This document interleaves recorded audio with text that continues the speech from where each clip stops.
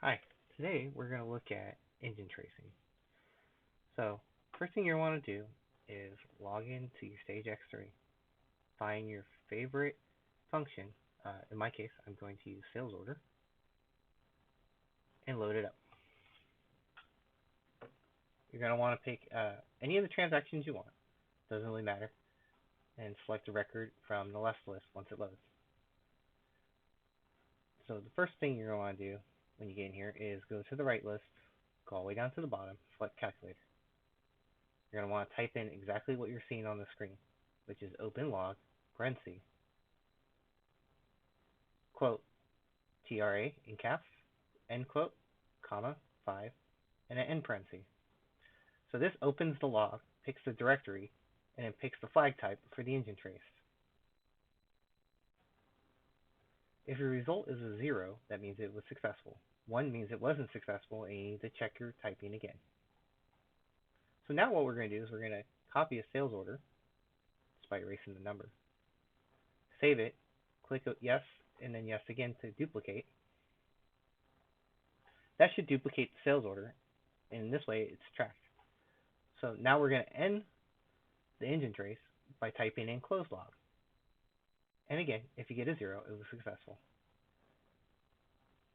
So now we're going to go check the actual engine trace. So it's going to go into the tier A folder for the folder that we were just logged into, or endpoint that we were just logged into.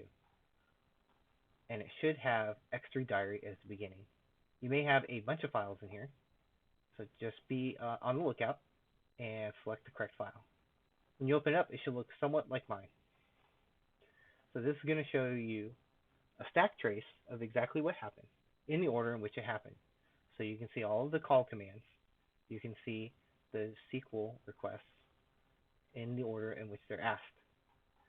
So if there was any customizations or any add-ons or any changes, you should be able to look for them here. So for example, you can see here a sales rep. So this is the part where it asks for the sales rep ID, where it goes and gets it. You can also do a find because we're in a text file. So I'm going to look for sales order, or S order is the table. You can see it found the S order. This is where it gets the S order information from when I did the duplicate.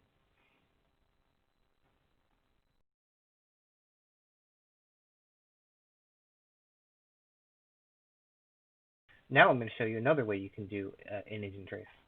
There's a simplified one called an activation timing trace. It is very similar to an engine trace, except that the flag value is a different value. It's defaulted to a 2 that you can't change. So when you click on activation timing trace, it gives you a directory of where it's going to save the file, so that you don't really need to know that. So we're going to do the exact same thing. We're going to copy a sales order, click through the pop-ups, and then we're going to click the reading timing. So what that does is it stops the log, but it also pulls it up for you. This is why you really don't need to know the directory, but it's good to know just in case.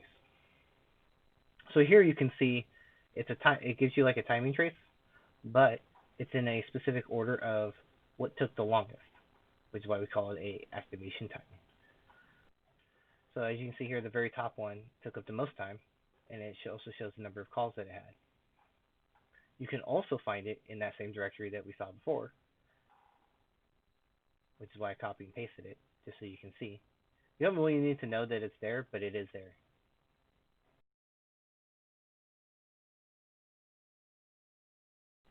And it's just going to be a jumbled mess. But pretty much it's times, which is what those little numbers mean at the end. You can also find through the reports, log reading, that you can actually reread the log in case you accidentally close it. So just to show you, it goes in the same TRA directory. It's this little F3, because that's what it was before.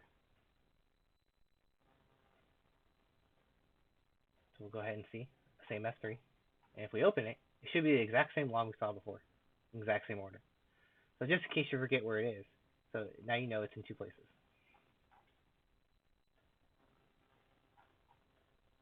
Go ahead and close that.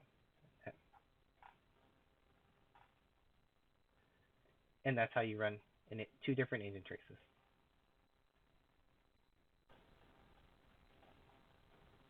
If you want to learn more about engine traces, visit our online help and look for the words engine trace. If you do a search here, it should be the first one that comes up called platform-engine trace. Here you'll learn more about how engine traces work, the different flag values and combinations. You'll also learn about log directory, disabling endpoints, operations available, and activating and deactivating logs.